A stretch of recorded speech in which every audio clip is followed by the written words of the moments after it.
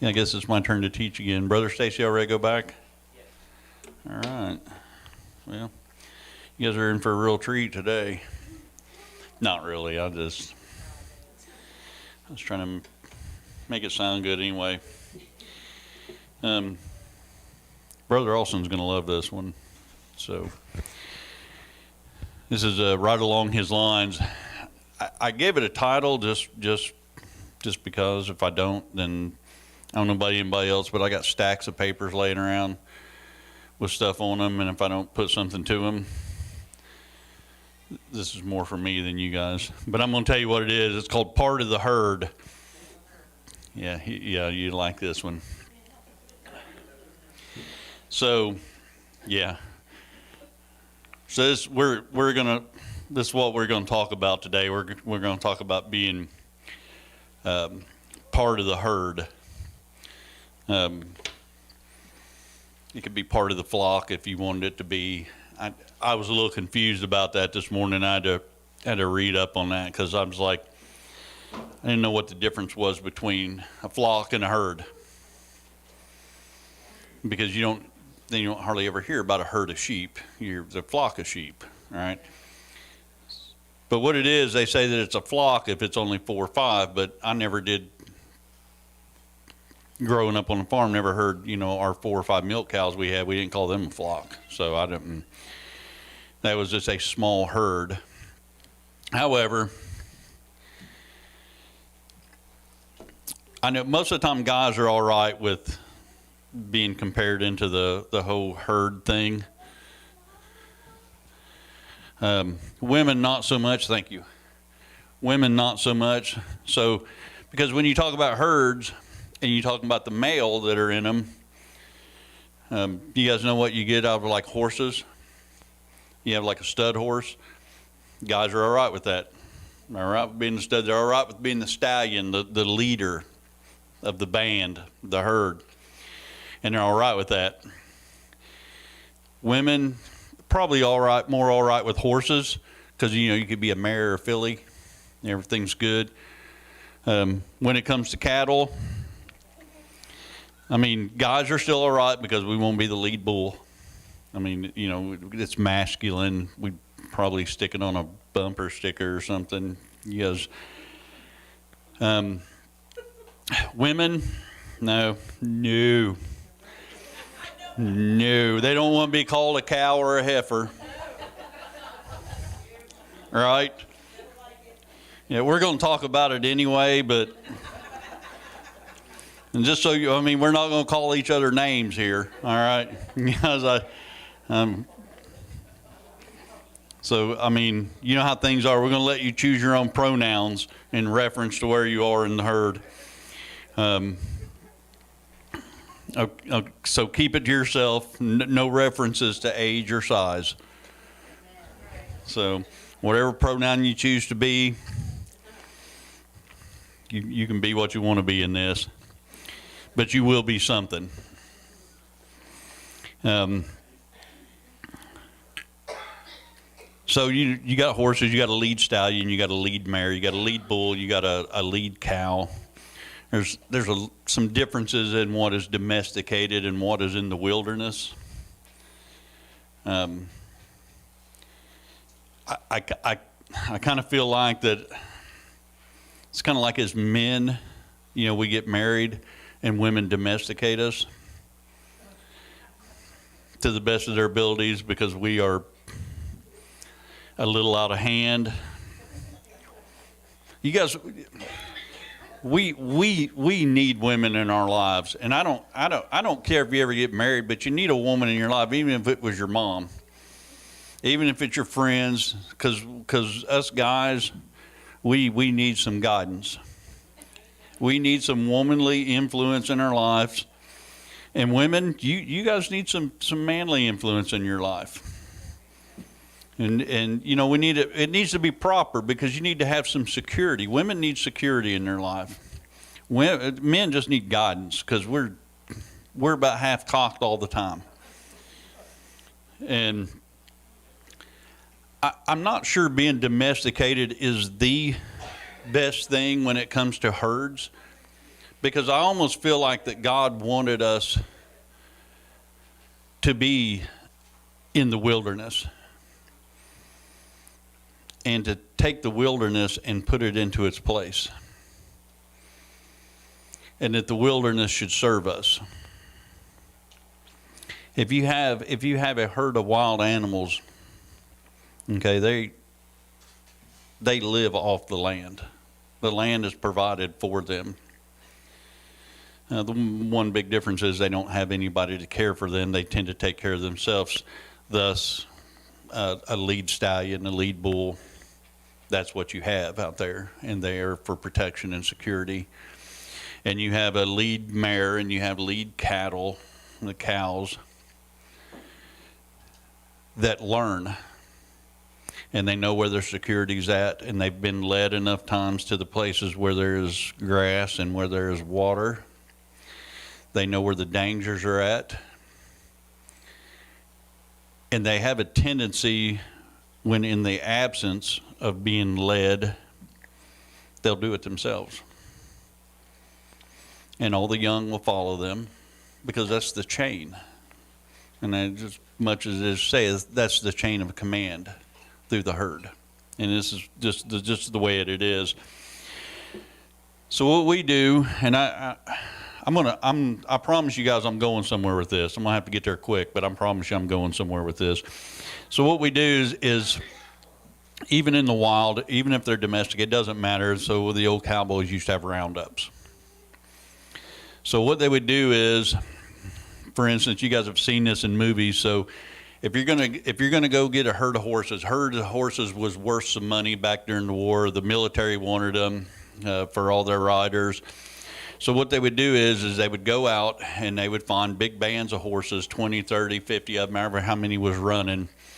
And you would take enough cowboys out on horses to round these horses up, to get them in a tight a group as you could hold them into, and run them. And you would run them until they were tired. You would take shifts in them if that's what you had to do. You keep bringing them around in a circle and let the other cowboys come in on them and let their horses rest. And this is what you would do. You'd take them on a 5-10 mile run until they didn't want to run no more. And then when you done that, you could drop off about half your cowboys or better, and you could just mosey along. So what you began to do was take leadership, and you would have the cowboys in the back compelling the other horses to move along. You guys know that's a thing we're supposed to be doing, compelling them to come into the, so we're going to compel them to come along. And eventually what happens is, once they put a horse in the lead with a cowboy on it, and they keep the other horses in line and following them up, they begin to trust the horse that's in the lead. And the cowboy in the lead takes them from the places of water to water to water, to grass to grass to grass, and to places to rest, and the places to move. They don't really have a big option in this, because they compel them from the back and they lead them from the front. They push them in from the side, and they keep them together as a group until they don't want to be anyplace else. And then when the lead horse goes, they follow. They become domesticated in this, and they become trusting in this, and they have confidence in what's leading them. Cattle are no different. They do the same thing. The only difference is most cattle, you don't have to run them very far. They're a little better with that. They're not quite as wild as the horses, but they will do the same thing, and you will lead them. You will keep them pushed together in a herd. And being herd animals, they don't want to be without one another. Used to, before they were fences, they would just turn them out on what they considered to be their ranches and their ranges, and they just go out and check on them every now and then. And what they did to them was, when they found that there was a predator out there, they didn't round up the herd and bring them to safety. They killed the predators. Okay, that's something that we ought to be aware of. That when we find security in something, it's not because there's not dangers out there, but it's because they're going to be handled and dealt with.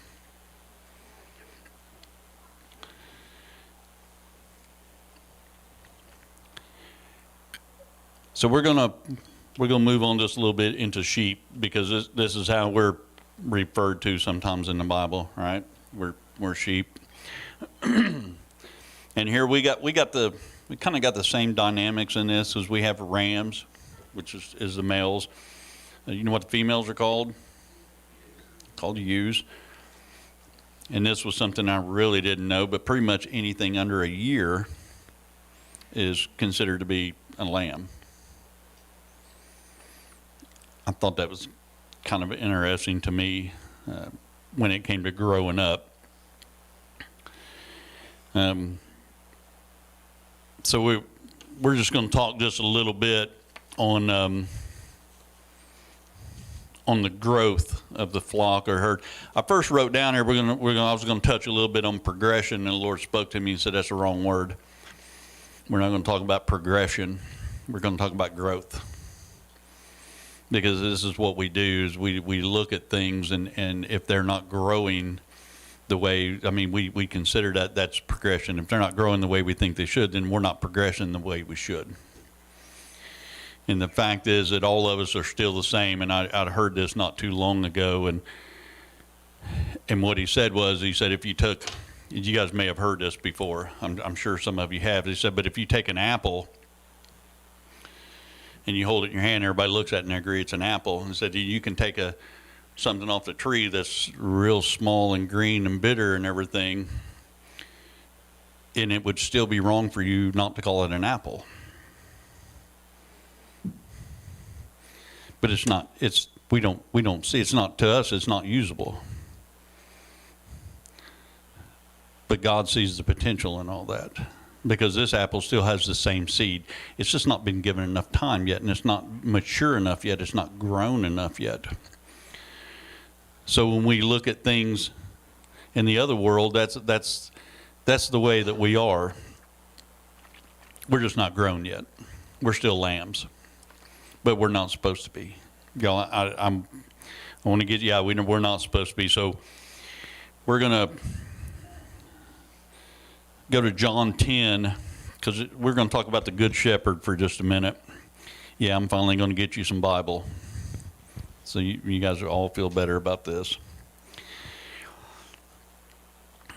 It says, "Truly, truly, I say unto you, who does not enter by the door into the fold of the sheep, but climbs up some other way, is a thief and a robber.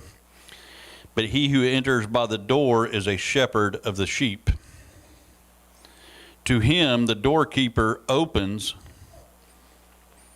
and the sheep hear his voice, and he calls his own sheep by name and leads them out. And when he puts forth all his own, he goes ahead of them, and the sheep follow because they know his voice.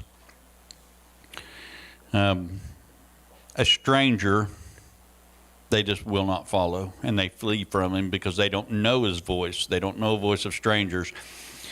And this was the figure of speech Jesus spoke to them, but they didn't understand it. So he said to him again, he said, "Truly, truly, I say unto you, I am the door of the sheep. All who come before me are thieves and robbers." But the sheep did not hear them. "But I am the door. If anyone enters through me, he will be saved and will go out and find pasture." This is how the shepherd leads, is that he speaks. And anybody out there that's got a Bible has read how he speaks, and anybody out there that has a spirit in them can hear him. And I'm not going to tell you you're going to hear something out of the Bible. I don't know how you hear something off pages, but the Bible tells me that the Spirit will lead me into all truth, and that's what I hear, and that's the one who speaks to me.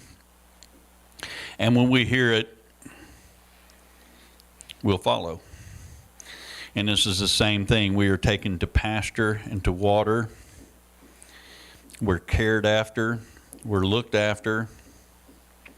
And we have confidence in the one that leads us.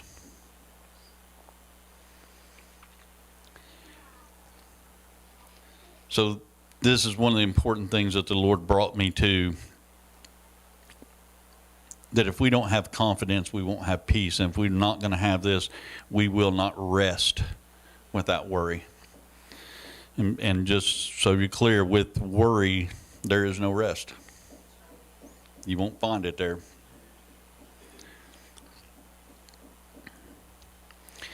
You look through this passage right here, you're going to start to see a couple of things in this. Because as members of the flock, in the growth that we have, we were not meant to stay as lambs. And we were meant to grow up. And we were meant to eventually lead, that we would become the rams and the ewes of the flock. And if you're really going to follow along with what Jesus is telling us, eventually we are going to become the doorkeepers. I know there's a lot of people that don't want to hear that kind of stuff because, frankly, it's a lot easier to sit back and let God be in control of everything, and then we are not responsible for nothing, then we don't have to do anything, and that is just not true. If God was in control of everything, I would be at home right now doing nothing because I wouldn't have no reason to be here. I'd just let him do what he does. But he's put something in me. He's putting something in me to lead me, and not only to lead me, but to cause me to be in a position to lead other people. You guys, this is not just for me. This is for everybody in this room. This is who we're supposed to be.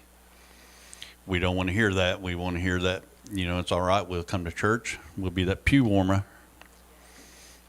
We're just going to be that. And that's okay because we're saved and we're going to heaven. You can be there if you want to, and that's fine. But that's not what he called us to be, and that's not our design, and that's not our purpose.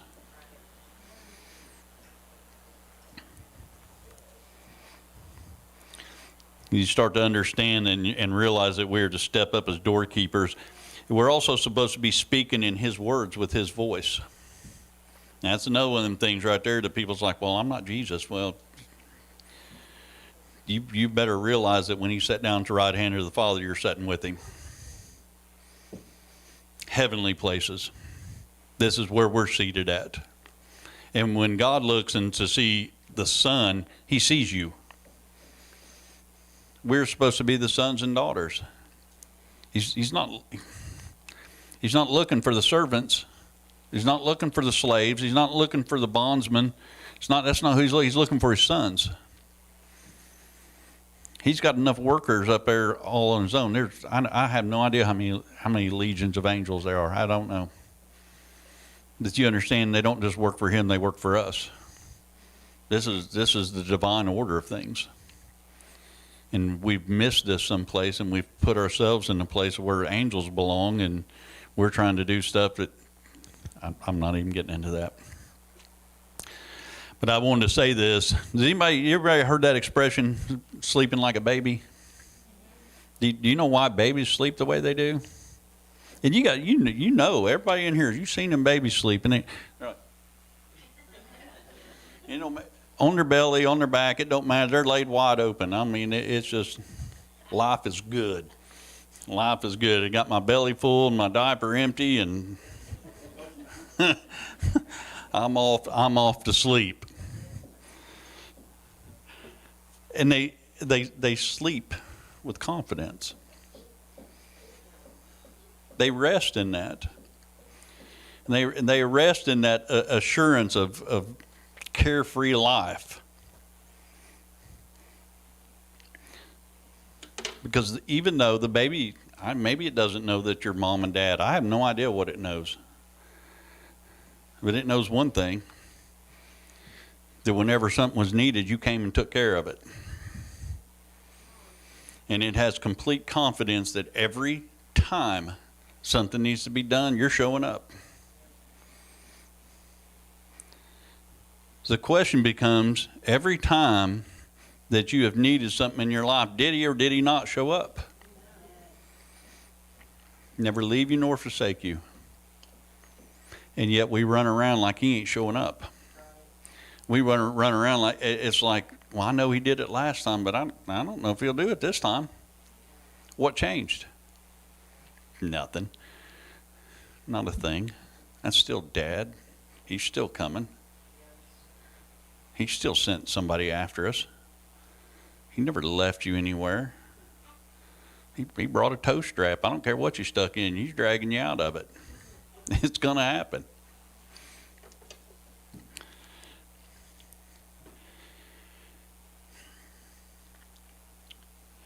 So I'm just going to say that we should be the sheep of his flock. And I think I did want to just flip another one in here. And John 10, down about 27, I think it is. It says, my sheep hear my voice, and I know them, and they follow me. So just so you guys know, he knows you too. And what's it say his sheep do? They follow him. So what does he do for them? He says, I give them eternal life, and they will never perish, and no one will snatch them out of my hand. My Father, who has given them to me, is greater than all, and no one is able to snatch them out of the Father's hand, and I and the Father are one.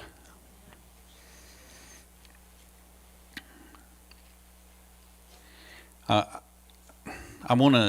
just want you to kind of look at how this transitions and how it transitions in us in the ascension and what happened. And Jesus had already said that all power was given unto him.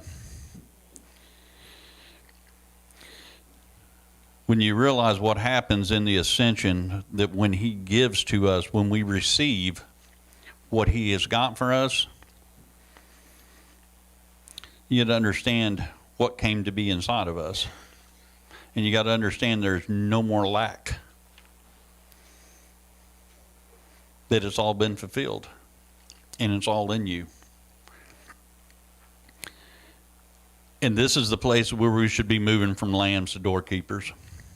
Again, speaking his word in his voice. And this is about a transition from old to new. Okay? Not new out of the old. I don't want you to get that confused. You're not bringing new out of the old. He didn't take you and make you a better version of you. That's not what he did. Not at all. You guys hear what I'm saying? That's not what he did. Not new out of the old, but a new creature altogether. New creature. From a new seed. From an incorruptible seed.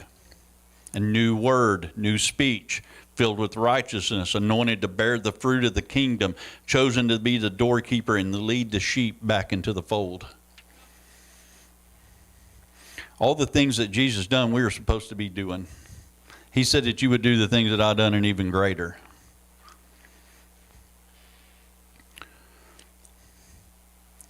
And Pastor made a comment last week, and you know, it's something that the Lord rolled over me and over me and over me, and it kind of stuck with me. And he was talking about signs and wonders.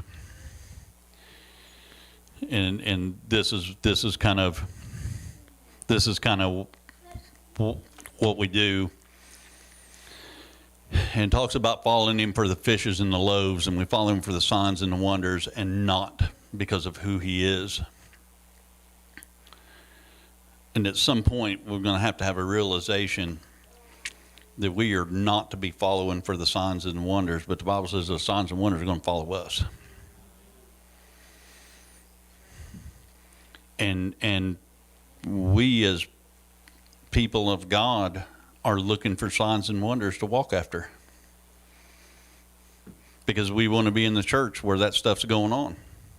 We want to be in that place where, like, man, there was some healings went on there. You know, there was some deliverance that went on there. I heard the speaking in tongues, man. They even had interpretations, and you know, you have freedom here, and it's like and those things are awesome. But those are things that we're supposed to be doing, not chasing after the ones who are. I think it's fine and dandy to be involved in that as far as letting people lead. I get that. There's an order to things, but at some point, that leadership is not as necessary in your life as it used to be, because I'm going to tell you something. Jesus led us to a place. Okay? And when he got to that place, he's telling us, now you get people and bring them to this place. And we're not supposed to be leading them to us. And this is not all just about salvation, but this is about leading people to Christ, that Christ would do the things in them that he has done in us. You guys, I mean, this gets on that thing. It's like you realize that Jesus Christ, his last name wasn't Christ. Huh? This is the anointed. Because this is what we're supposed to be. That's kind of what I want to get to you. We take what has been anointed in us, and we use that to bring other people into that anointing. We can't do all the things without that in us. And this is not about us giving somebody something that we don't have, but this is about a transference of things that have come. This is about an inheritance. This is how inheritance works. You just keep passing this stuff down and passing this stuff down, and it is never supposed to be depleted. It is never supposed to be used up, and it's supposed to do nothing but grow and grow and grow. As the family gets bigger, the inheritance gets bigger. It's not depleted. God could give us everything that there is in this world to be given, and it wouldn't deplete the kingdom not one bit. Not even a little bit.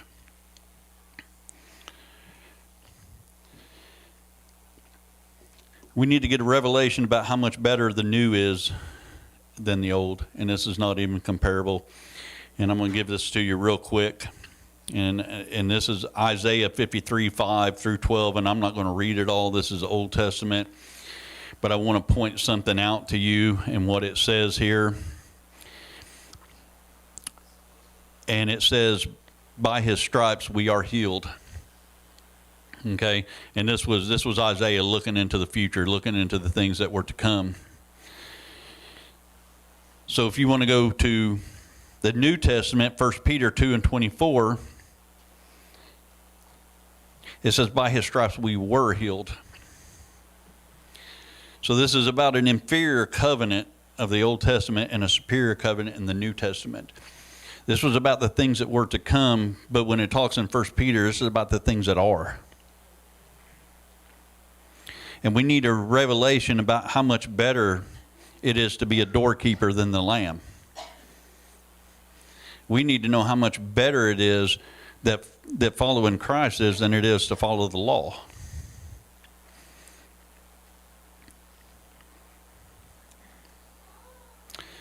And this is not only better.